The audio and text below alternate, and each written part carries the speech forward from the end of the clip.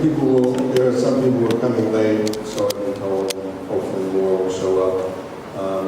But you can move that, you can sit wherever you want, but if you want to come closer, come closer. I'm Harry Lewis, one of the people who organized this event.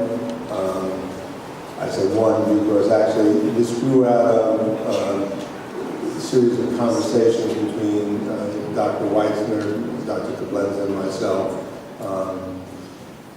about trying to do an event that would speak to a broader range of people than just individuals who were aware of Reich from the ergonomic perspective, from his work as an ergonomist and as a character analyst and vegetative therapist, terms that many of you might know or learn about if you don't know about it today.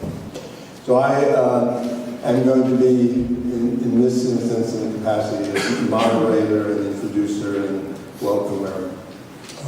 We're also being helped today by Dr. Alexander Bingham, who's been at the door and listening from afar, and David Silver, who's been a long-time supporter and very, very devoted ally and helper and very knowledgeable individual who maintains our website, www.wilhelmreich.net, where you can get the 20-some-odd years of the tapes and such of events that we've done. Also present today, I should like to point out, is Kevin Hinchy, who is the co-director of the Wilhelm Reich Trust and Museum, and filmmaker who is now on the verge of finally filming and starting a full-length documentary on the work of Wilhelm Reich, with complete access to the archives and to individuals who know the last few individuals who had contact with him.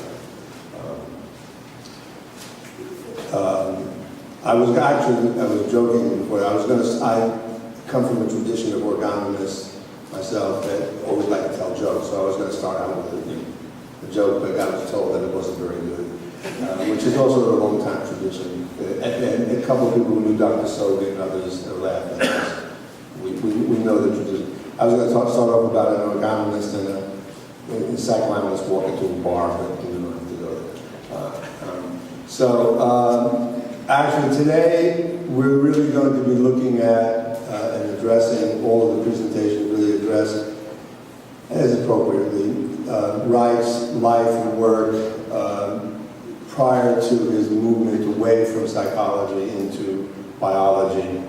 And there'll, I think, be questions and issues around that move, but the focus here today is on Reich as a psychoanalyst and as an innovator in psychoanalytic history and tradition, and as someone who's probably, in my view, since I was also trained as a psychoanalyst, but in my view, probably led to much of what psychoanalysis is or is not today. And the presentations, as I've read them, will, I think, really raise some very, very exciting and interesting and challenging questions for people from all different perspectives. The presenters are, if you've gotten your little brochure, are Dr. Eric Weitzner, Dr. Jonathan Koblenza, Dr. Henry Lothane, Dr. Philip Bennett, and I'm Dr. Harry Lewis, but I'm just going to be sort of in and on and about. And I will moderate the final discussion. We will, you can see from the program, we will have a lunch break from 12 to 1, and we'll try to keep this fairly rigorous in terms of time. I've seen the presentations, there's more than enough material, way too much. We could do 2 or 3 days, which would be great, but not too likely. And we will leave time for questions, which I hope people will present and put forth. The first speaker today will be Dr. Weitzner, and who again is a fellow here, graduate of the New York Psychoanalytic Society, and I would add, I don't know if you will appreciate it, but has been very, very involved with Organo for many, many years, both as a supporter and was actually involved in the training and work and with our former teacher, Dr. Vicissitudes. He was an associate with Wilhelm Reich for many years until the end. He will present on Reich's contributions to psychoanalytic theory, energy, and its vicissitudes.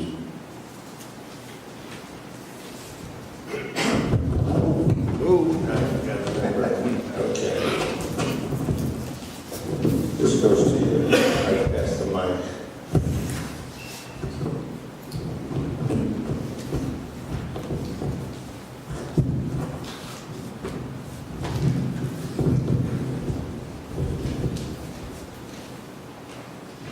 The mic working? Okay.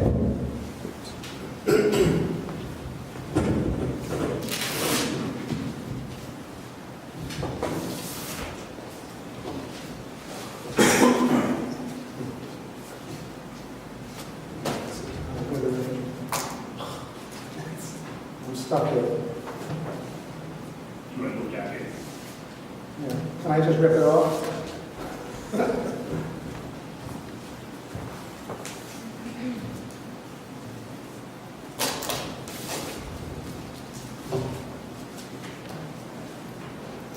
Yeah, just put it on.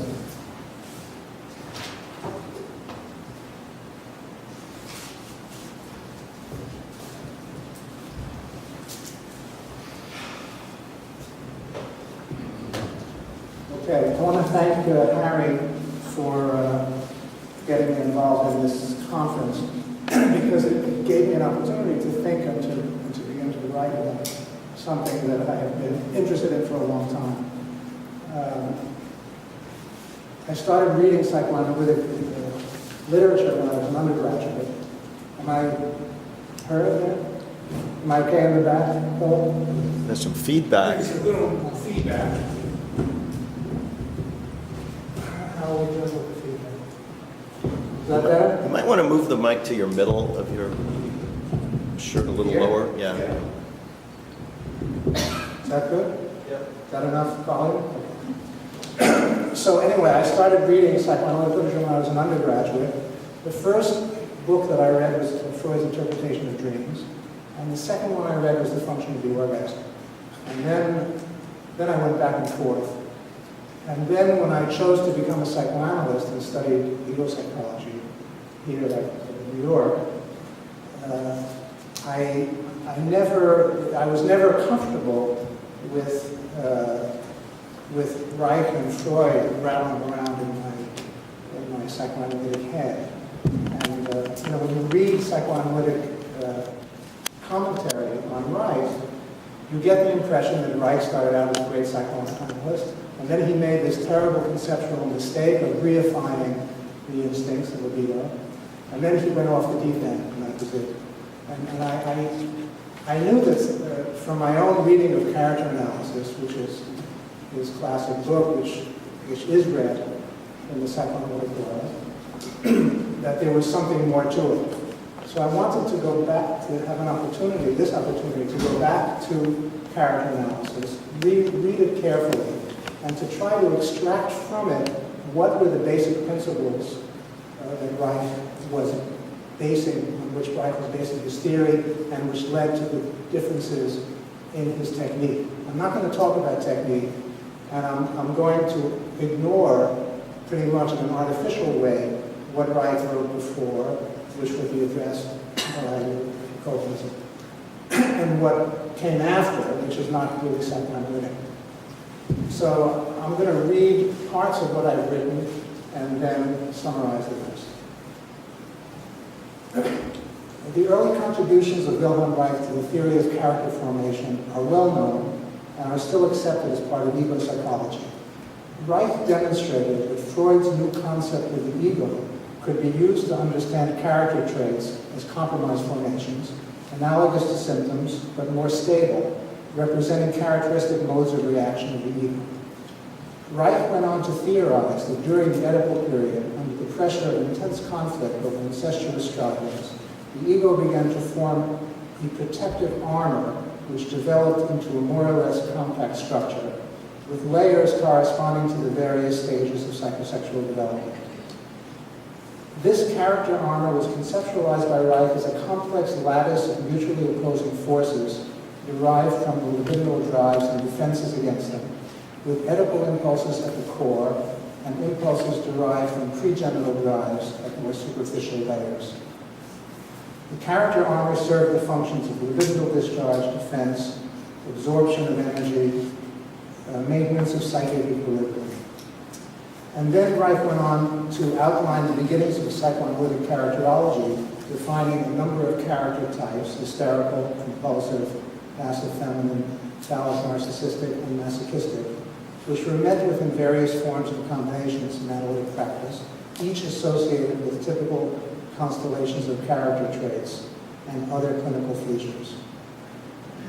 So insofar as Reich's theory of character extended Freud's theory of the ego, was well-grounded in clinical observation, and led to useful innovations in technique, there was no reason for it to be rejected. However, the basic theoretical assumptions that Reich used in building his theory of character and the theoretical conclusions which he drew from his observations were at variance with the views of Freud and were either rejected or ignored by mainstream psychoanalysis. The most obvious way in which Reich departed from Freud was in his view of the nature and development of the drives, most famously in his rejection of the concept of the death instinct. And a lot of the arguments within psychoanalysis focus on Reich's rejection of Freud's death instinct theory. But Reich also differed with Freud on fundamental questions about anxiety, defense, affects, narcissism, the Oedipus complex, and the importance of the superego. His emphasis on the quantitative factor in mental life, on genitality, on sexual satisfaction, culminated in the formulation of his orgasm theory, which Freud rejected. But over and above their differing views on specific questions of psychoanalytic theory, there were two fundamental aspects of Reich's approach to theorizing that differed from Freud's, and that formed part of Reich's philosophical and ideological Marxist orientation: his application of dialectical materialism to the study of the natural world, and his insistence on locating the ultimate source of neurosis in the oppressive forces of society.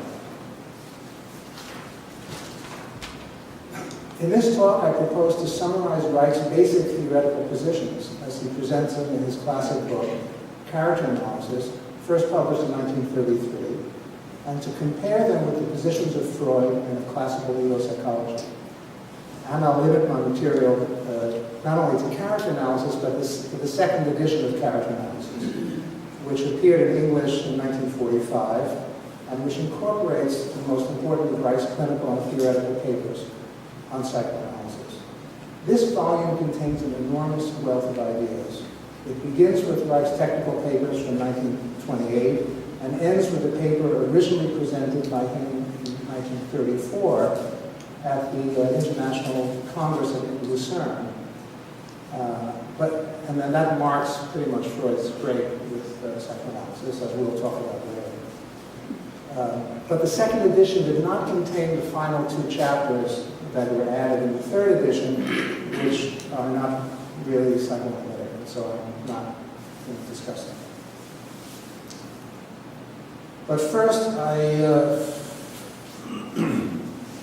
want to say a few words about how controversial the figure Reich was within psychoanalysis, and how this is reflected in the way he presents his ideas in his book, and how it complicates, for me and I think for a lot of people, the task of assessing the value of these psychoanalytic ideas. As a medical student, Reich was attracted to Freud's discoveries because they offered a new way of studying and understanding human sexuality. The sexual etiology of neurosis became even more important to Reich than it was to Freud, for whom non-sexual drives could compete on an equal footing with libido. Freud always had a dual instinct here. The economic point of view retained a privileged position in Reich's clinical formulations, overshadowing the topographic and dynamic.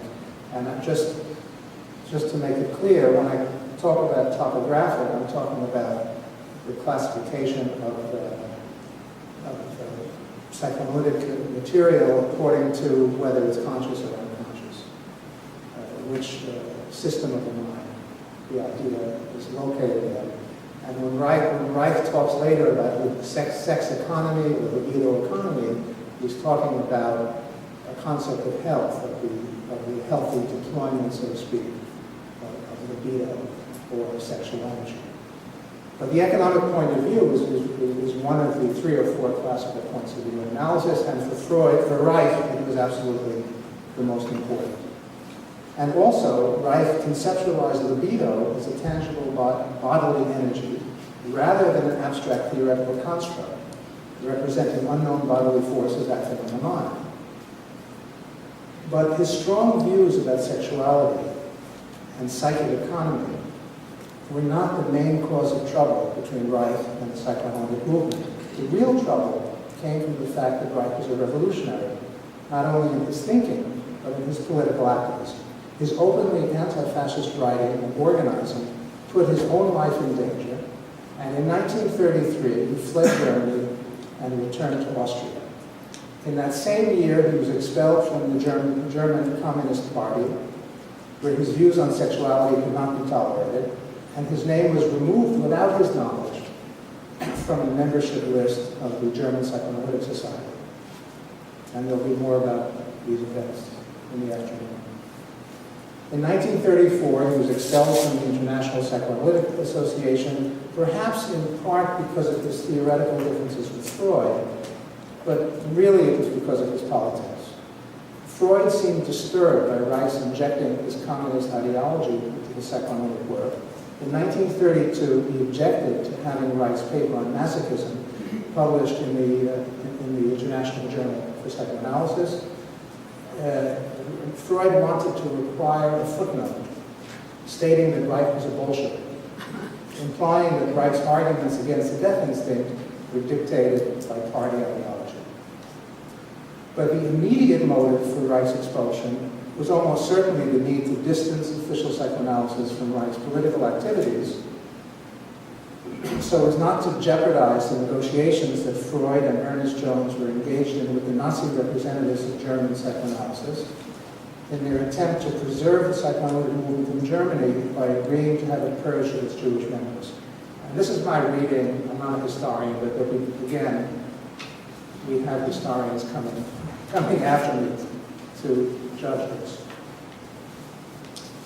Following upon Reich's meteoric rise within the Vienna Psychoanalytic and Berlin Psychoanalytic Societies, his expulsion from the International Psychoanalytic Association as a dangerous dissenter of communist loyalties created a huge distance between Reich and his colleagues. The distance only became greater as he shifted his theoretical focus from psychology to experimental biology, and his therapeutic focus from analyzing character to working directly with the body. After 1939, when his experiments led him to believe he had discovered a cosmic energy from which life functions derive, he became isolated not only from his psychoanalytic colleagues, but from most of the scientific world. And Reich's belief that he had discovered this Orlan energy, of course, in the popular mind, and maybe even in the professional mind, is used as as a rationale or an explanation for why he was rejected from the community of psychoanalysts and scientists. But in fact, as we'll see later in the afternoon, I believe we'll see more about about what was really behind it. But actually, it was long before Reich ventured into cosmology, so to speak, that he was isolated and rejected. Although Reich had broken with psychoanalysis, he continued to acknowledge its validity within the realm of depth psychology and to claim that his own theories extended its findings in the correct way. He also broke with communism, which he came to regard as a leftist form of fascism, while he continued to use a form of Marxist dialectics as the basis of his scientific reasoning, and I'll talk about this in a moment. He systematically dropped the old terminology, adopting new terms which reflected his revised theoretical concepts. Thus, in the later English editions of his writings, communism and socialism are replaced by work democracy, and dialectical materialism is replaced by functionalism. These editions are also supplied with prefaces and footnotes which remind the reader that everything that Reich wrote while he was a psychoanalyst and a communist is now to be reinterpreted in terms of his new discovery of a specific life energy, his new concept of a rationally functioning society, which he called work democracy. So it's difficult for a psychoanalyst to read character analysis, which is only now available in the third edition, and not be reminded by that all of his psychoanalytic thinking has been superseded. And it makes it difficult to go back and judge it. So Reich himself, I think, would not want his early psychoanalytic work to be separated from his later attempts to equate sexual or vital energy with a cosmic life energy, which he called order energy. And yet I will make this heuristic separation because it may help answer the following two questions. The first question is, what did Reich as a psychoanalyst contribute to psychoanalytic theory? And that's the question I'm focusing on. The second question, why did he break with psychoanalysis in pursuit of a grand synthesis of psychosexual, biological, and cosmological functioning, is a question I will not address. And I will even less address a possible third question of the validity of Reich's order energy concept. Those are outside of the scope of what I'm going to talk about. So, as a first approach to Reich's position on the nature of drives, I want to summarize very quickly one of the later chapters of character analysis, in which Reich calls some observations on the basic conflict between need and outer world. And this basic conflict chapter is extremely useful because in it Reich looks back on all of his character analytic work from 1928 on. And he summarizes for you very neatly what his position is on the nature and development of drives. And I think he's imitating Freud in Freud's 1915 paper on drive development, instincts and their vicissitudes, because the theme is the same. And it gives, Freud in 1915 gives his outline of the development of drives and ambivalence and of the ego. And Reich concentrates not on the ego, but on the drives. So I want to summarize both of them and compare them, and to try to get a first view of theoretical differences between the two. By the way, I use instinct and drive interchangeably because I don't think they have different meaning, and I don't think one is superior to the other. I figured out why we need both words, in case you're interested. Drive sounds more forceful and is a better translation of trieb, but you can't make adjectives and adverbs out of it. So you can't say driveable, you can say instinctually. And so I think that's why people go back and forth, but I use it interchangeably. So let me put up a kind of a diagram between first of Reich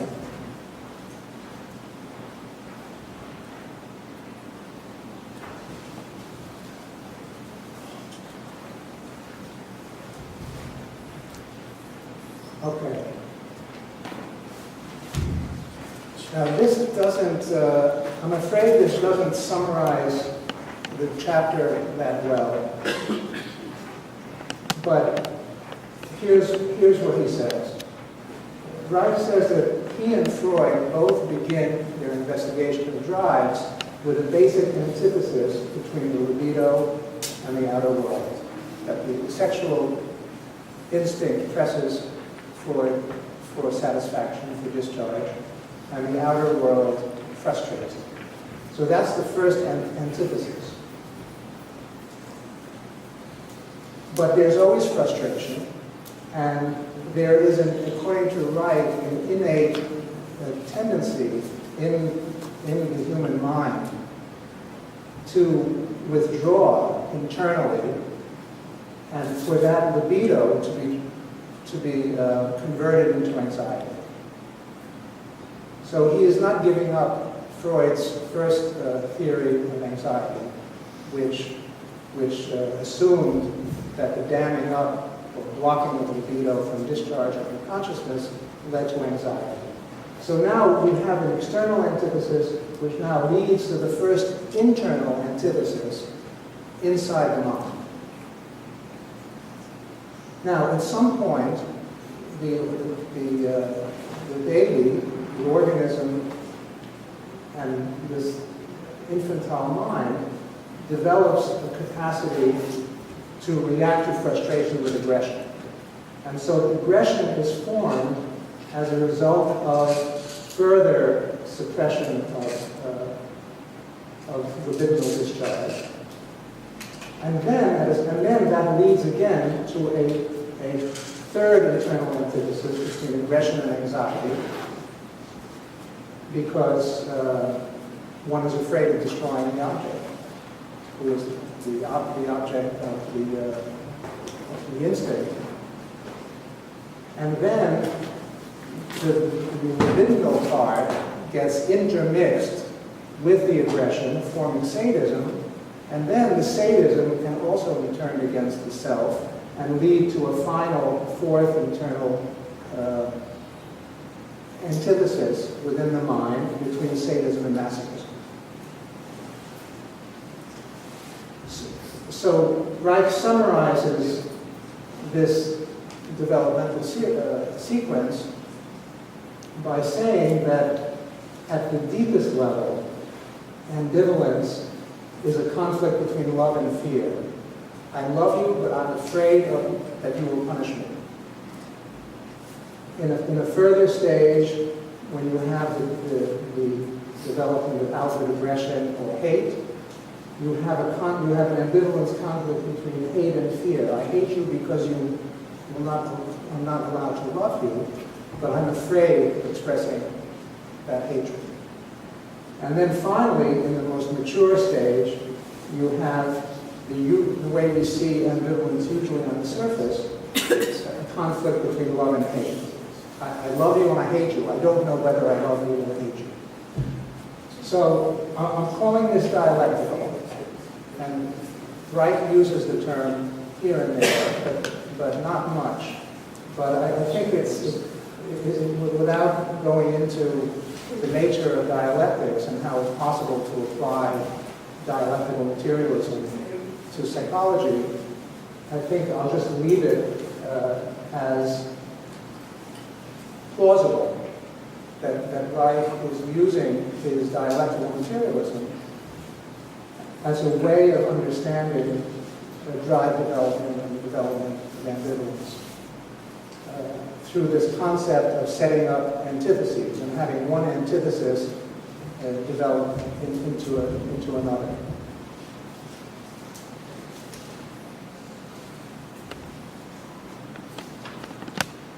And then, let's see if I can get a second. All right, now here, I apologize for this slide because it's even less successful than the previous one in summarizing what it's supposed to summarize. And I don't have time to go through Freud's argument of instincts and its vicissitudes, which is a very complex argument and has to be read many times anyway. order to get it.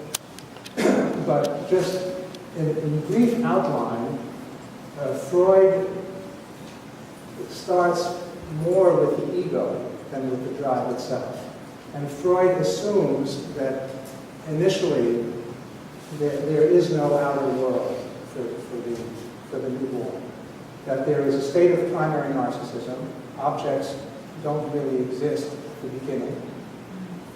And then when the infant begins to discover objects, it begins to incorporate into the ego those objects which are sources of pleasure, and to expel from the ego those objects which are sources of unpleasure. So Freud begins with three polarities, or I think he also calls them antitheses. With the polarity between pleasure and unpleasure. There's the polarity between the self and the external world, which is one of Reich's as well. And then there's the polarity of active and passive. So Reich doesn't like Freud's theory because it's too biologistic, but I think probably both could be accused of biologism. But it's true that Freud is more inclined to assume a biological destiny, so to speak, in the newborn, which has to do with these antitheses or polarities of drive, and which then give rise to antithetical component instincts or partial drives, exhibitionism, and voyeurism, sadism and masochism, and so forth. So you go from the state, in Freud's scheme, you go from the state of primary narcissism to secondary narcissism, where in the face of frustration, an object gets incorporated back into the ego. You have a purified pleasure ego, which is all pleasure, and everything that is a source of unpleasure has now been projected into the outer world. And therefore, Freud makes a statement which is very interesting, which is that the first relation to objects is one of hate. First is indifference, because objects don't exist. Then there's hate. And then later on, when the child becomes capable of loving an object, you have ambivalence. But ambivalence is really there very, very early. And ambivalence is something for Freud which is really innate and is there from the very beginning, is biologically determined.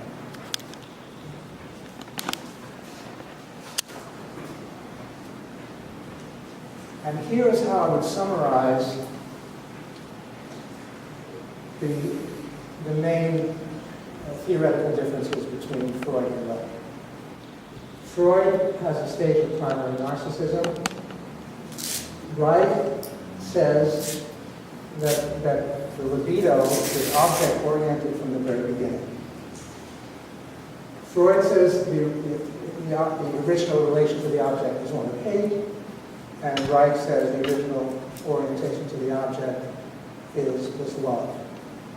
In other words, from the very beginning, the infant strives for satisfaction from the external world. Freud always had a dual instinct theory.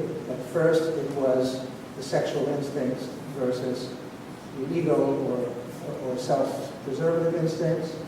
And then later in 1920, he introduced the concept of the death instinct, the primary masochistic drive, which modern psychoanalysts don't no longer think of as a primary drive, but we do think normally of a primary aggressive drive, which is biologically given alongside the sexual instinct. So Freud always has two instincts competing. Whereas Reich, I would say, really has a single instinct theory.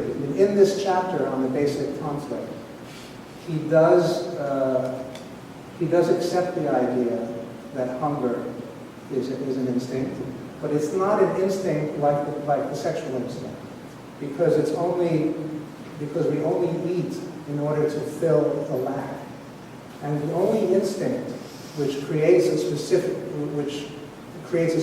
kind of pleasure is the sexual instinct. And the only instinct which is capable of being productive, of being sublimated and so forth, is the sexual instinct.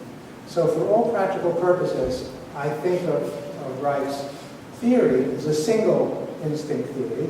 Aggression comes in, of course, very early in development because of the inevitable frustration of the drive. And hunger, in order to operate, relies on the libido, on the sexual drive, in order to satisfy the biological need for feeding. Now, Freud emphasizes the importance of the mental apparatus, and he always has a concept of the mental apparatus which he uses for the purpose of theorizing, and very, very successfully. And there were two models of the mind. The original topographic model, having to do with ideas being conscious, pre-conscious, and unconscious. And then in 1923, he exchanges it, or if you like, supplements it, exchanges it for the structural model of the ego, the id, and the superego. And he's able to use these models very, very powerful ways to explain and to raise new problems and to make new discoveries, which is what a model is for. But for Reich, the idea of the mental apparatus is transformed in his thinking into a biopsychic apparatus. So already in 1933, by the time he published Character Analysis, he was already thinking not so much like a psychologist or a classical psychoanalyst or ego-psychologist. He was already thinking in some other way. He was already imagining the mental apparatus as part of a larger biopsychic apparatus or vegetative apparatus. And he began to recast his notions, basic theoretical notions, like anxiety, as something happening in the vegetative apparatus, which had both mental and somatic manifestations. For Freud, the first theory of anxiety, the libido was transformed into anxiety when it was blocked or dammed up, was replaced by, in 1926, in inhibition symptom anxiety, by the theory of signal anxiety. Again, an extremely powerful theory, very powerful in explaining psychoneurotic phenomena, and very powerful in treatment of analyzing the ego and its response to anxiety. And Reich doesn't reject the idea of the signal or response to danger, but he emphasizes what Freud had already discovered in his first theory of anxiety, that all anxiety has an element of stasis, of damming up of energy. And he thought that every psychodeurosis has a core of stasis anxiety. Freud's developmental scheme has the three basic antitheses of pleasure, unpleasure, external and internal, active and passive, which gives a very, very complex and nuanced picture of early development. Whereas Reich has one basic antithesis. Everything is dialectically derived from the single antithesis between inner and outer. Ambivalence is biological for Freud. For Reich, it's social. because it's always related to an external frustration. And of course, because of his politics, because of his general point of view as an analyst, he always emphasizes not only the immediate environment that frustrates gratification, but he also emphasizes the social structure which maintains the whole system of frustration that drives.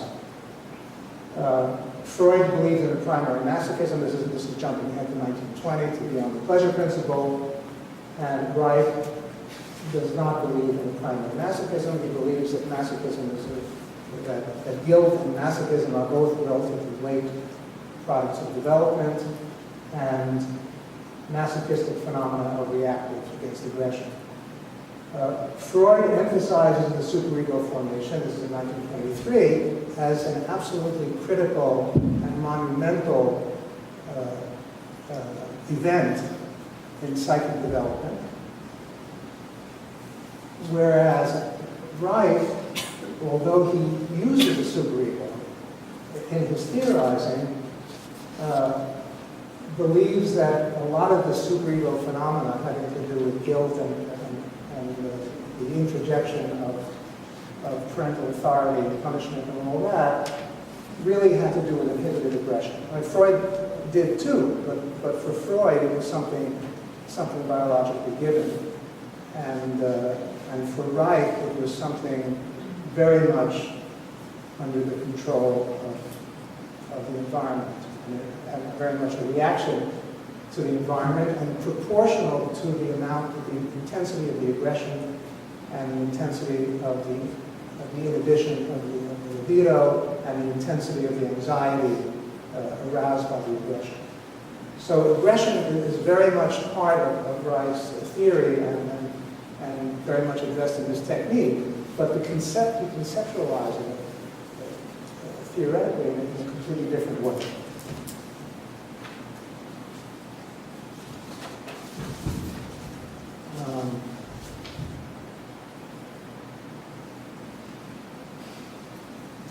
Okay, let me, how much time do I have? Not enough. We'll be doing okay.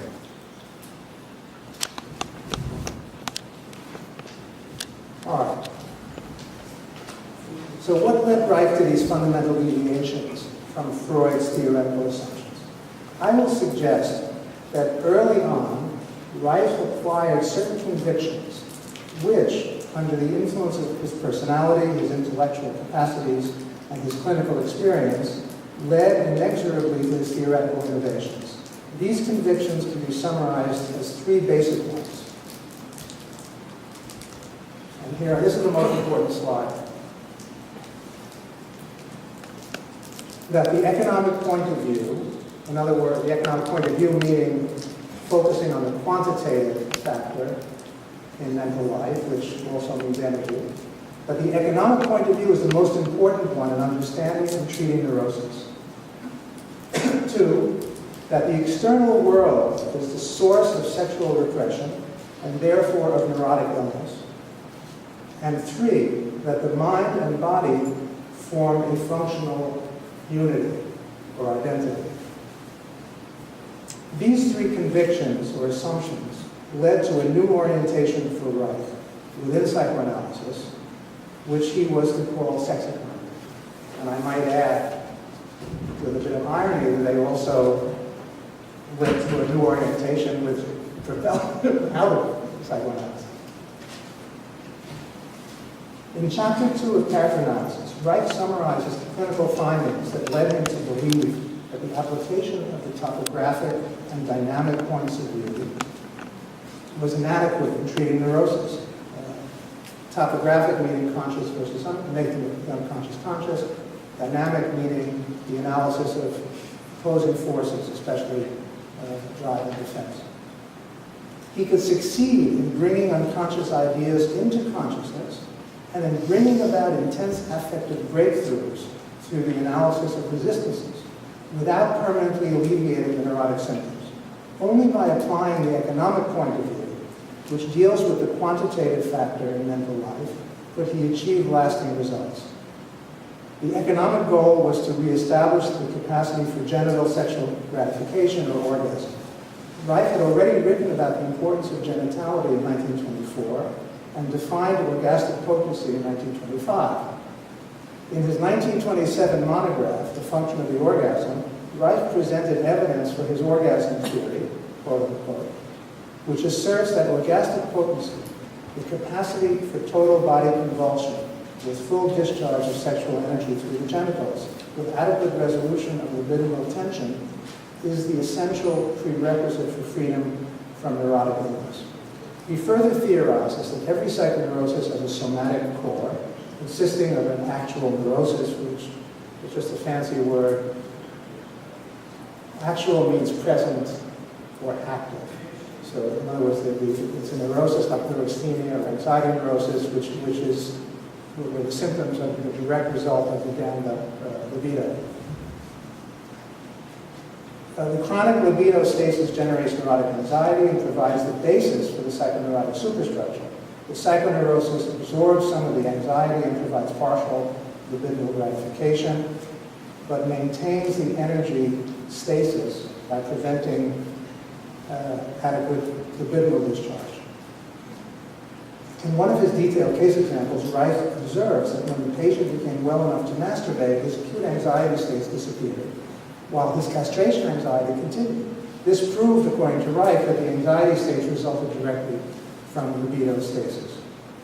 In the area of technique, these theoretical ideas led Reich to the systematic analysis of whatever was preventing the direct discharge of energy in the trance and in the patient's sexual life. It was no longer enough for Reich to interpret meaning. He had to penetrate into the somatic core of the neurosis.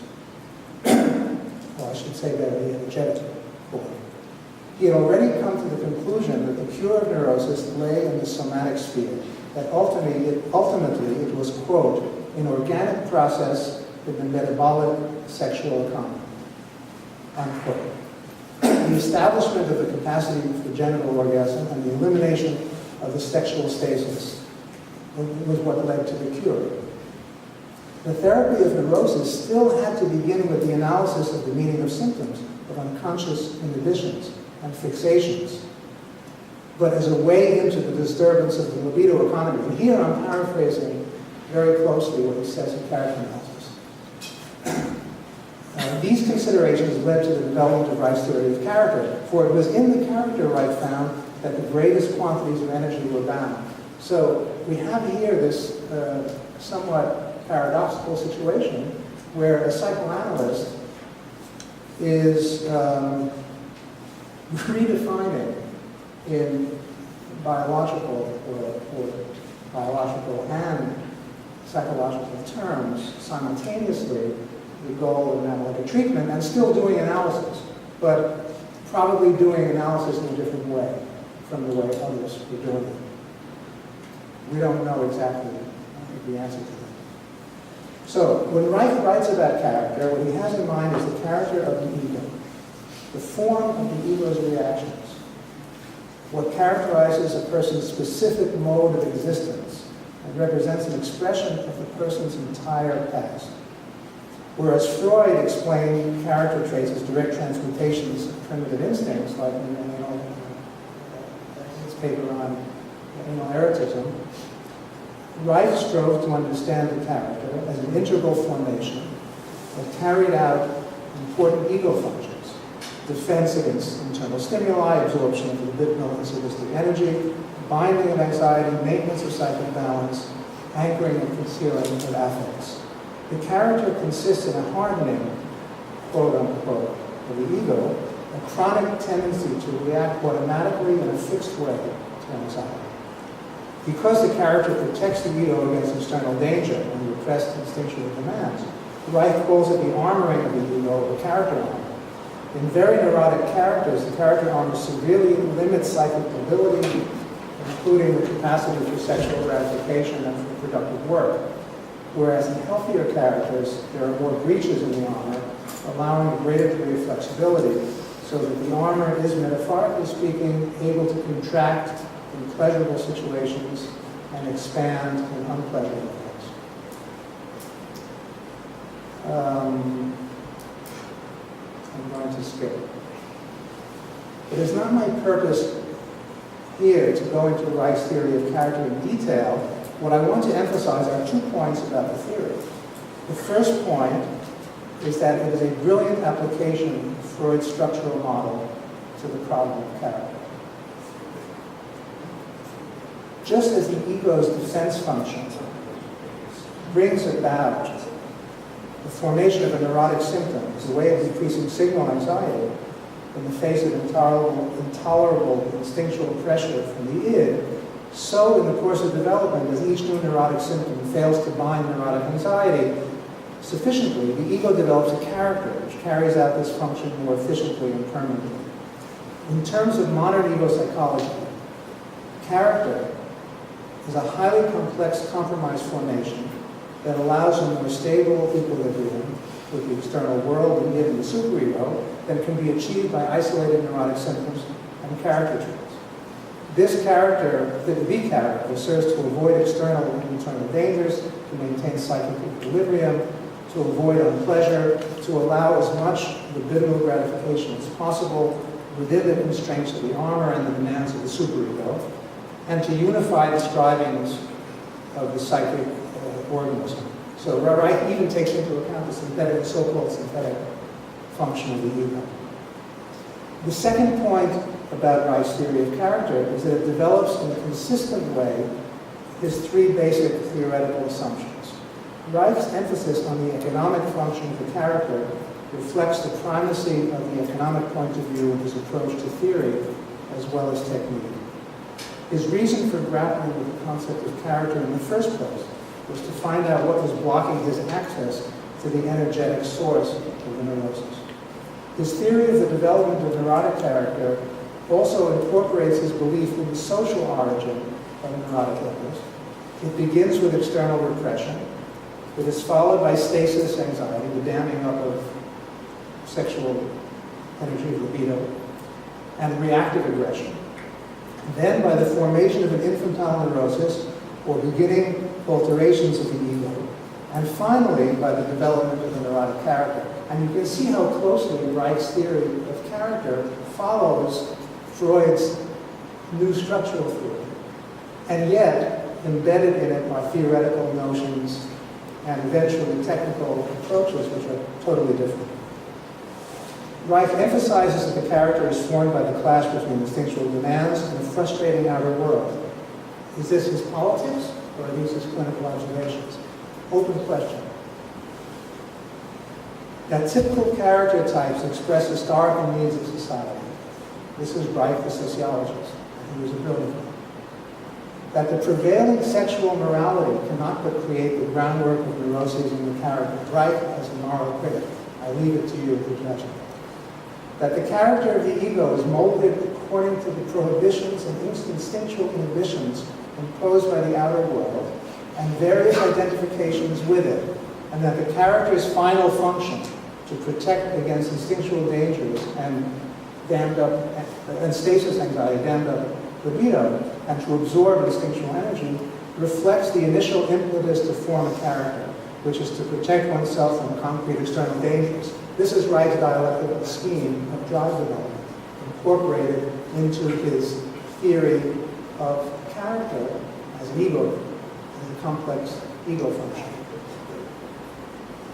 This basic assumption about the social origin of the neurosis is also expressed in Reich's view of the superego.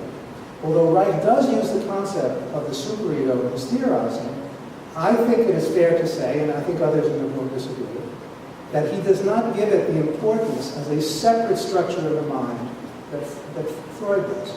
For Reich, the most important product of the conflicts of the Oedipal phase is not the superego, but the character. And in order to convince you that this is his view, I'm going to quote. The formation of the character commences as a definite form of the overcoming of the Oedipus complex. And he makes it clear in other parts of character analysis and also in his earlier writings, which Dr. Koblenz will discuss, that the formation of character and superego both begin much earlier. But I don't think he's talking about superego precursors. I think he's talking, which suddenly crystallize into a structure. I think he's talking about a more gradual development of guilt and character reactions. That's the way I see it. In the discussion which follows this statement about character being the result of the overcoming of the Oedipus complex, he does not mention the superego. The closest he comes is the statement that, quote, the armoring of the ego takes place as a result of the fear of punishment at the expense of id energy and contains the prohibitions and standards of parents and teachers. Now, if you were taking a psychoanalytic exam and the question was, what is the result of the fear of punishment, blah, blah, blah, the interjection of the parental figures, the correct answer is superego. Now, Reich would have gotten the answer right, but he would have argued with the teacher at the end and said, well, I have evidence now that the correct answer is character, not superego. When he discusses character differentiation, he traces the character of the superego to the influence of authoritarian society through identification with the parents, who are, quote, the main executors of social influence, unquote. Now here's the most difficult question is this. How is Reich's third basic assumption of the functional unity of mind and body developed in his theory of character? In his description of the formal aspect of character armor, Reich alludes to the impression conveyed in ordinary language of different kinds of persons, hard and soft, noble and base, proud and servile, cold and warm. This is vintage Reich's prose. How much time do I have? About 10. Okay. So insofar as these basic features of personality involve both physical and psychical characteristics, we have here the first indication that Reich means to include the somatic realm of functioning in his concept of the armoring of the ego. He talks about, among the dynamically determined aspects of character, he includes walk, facial expression, stance, manner of speech, other modes of behavior. He uses the metaphor of the armor to evoke the image of a protected hard outer layer of an organism, and the concept of muscular armor, with the same functions as the character armor, will play an important role in Reich's later theorizing. Now, the rest of my talk I'm going to have to summarize a great deal, because it has to do with the reading of two other chapters that come at the end of character analysis. One is the chapter on masochism, which is his main place where he refutes the death instinct. And the second is an adaptation of his talk at Lucerne in 1934, where he's really approaching the end of his psychoanalytic career and beginning to go more into the idea of the body and the mind as being somehow functionally united and not separable. So what I'll do, since I don't have that much time, I'll just show you the slides, first on the masochistic character. And you see from this slide is a summary of Reich's findings on his masochistic patient.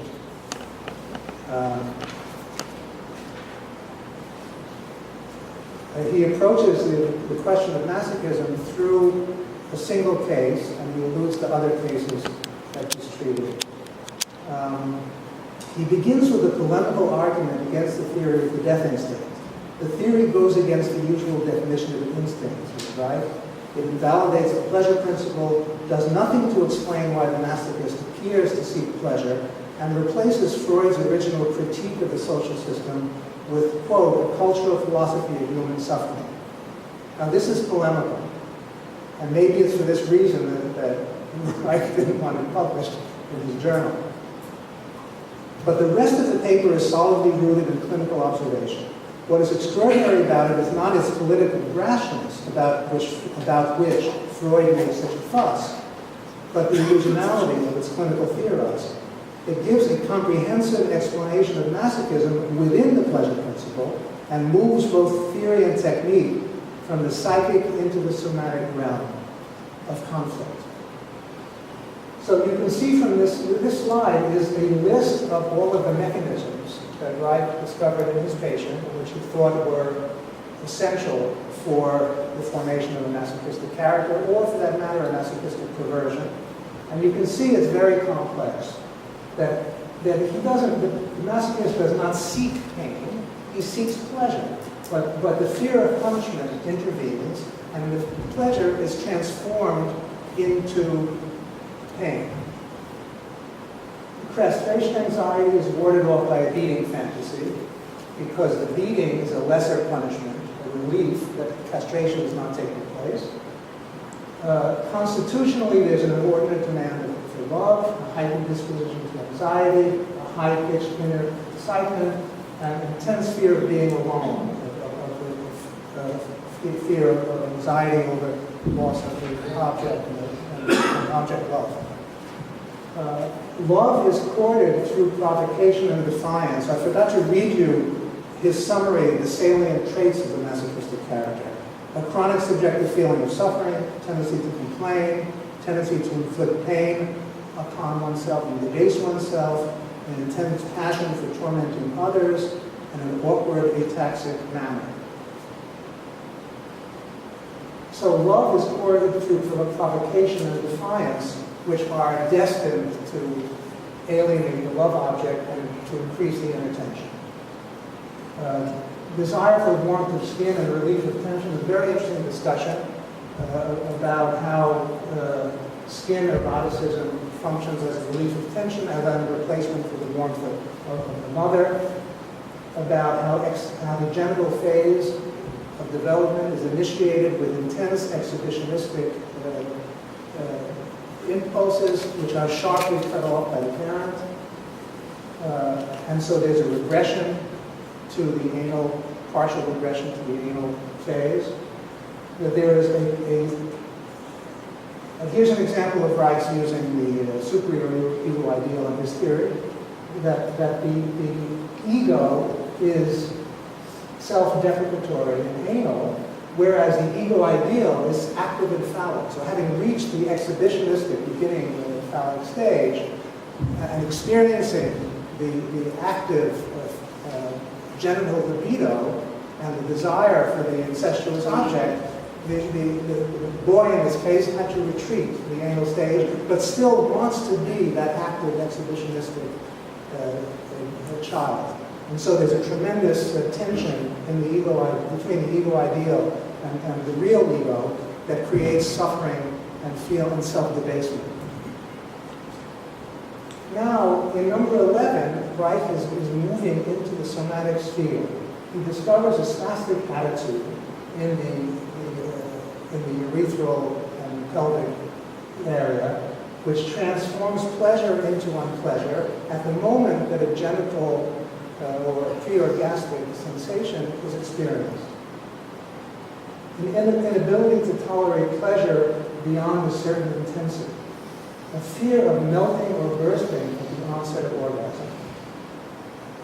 Pleasure inhibited by spastic pelvic musculature, and he managed to elicit this from his patient. A low-curved anal pleasure mechanism in the genitals. In other words, Reich says it's only with genital libido in the genital position, so to speak, that you can have a rapid buildup to intense feeling and then a rapid orgasmic discharge. And that cannot happen in the pregenital stages. And in the masochist, the pregenital libido is transferred to the genitals. And so there's an intolerance of orgasmic sensation. Finally, that pain allows guilt-free release of tension is a conventional analytic formulation. And then sociologically, he traces it back to parental treatment. Very quickly, the final essay in his book, which is in the second edition, character analysis, added an appendix.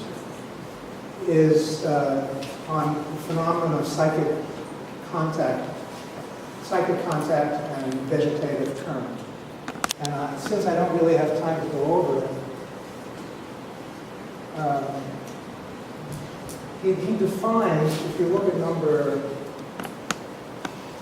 you have to go down to number 6, he gives a whole list of arguments that I think are brought together in this essay in order to show that mind and body are indissolubly linked.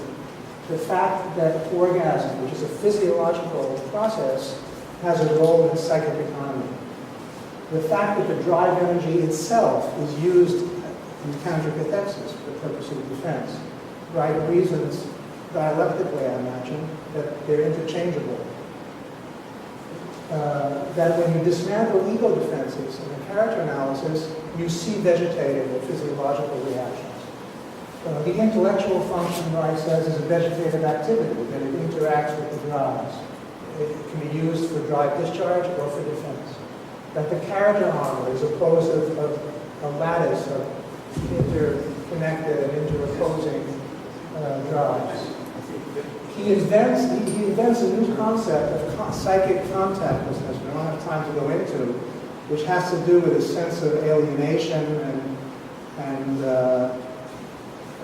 coldness and everything is meaningless and not really being alive, that he sees at the end stages of his character analyses. And instead of analyzing them as an ordinary psychoanalyst would, by going back over negative therapeutic reactions and analyze transference and resurfacing the whole conflicts, he focuses the patient's attention on the somatic experience.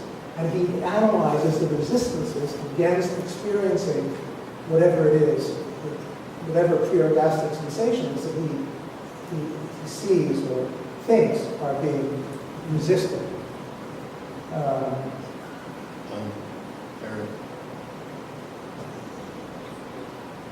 All right, so I'm coming to the end. This is his functional method, which I don't have time to get into. It raises the whole question of dialectics, of whether Reich was justified in applying a dialectical method of thinking to analysis. And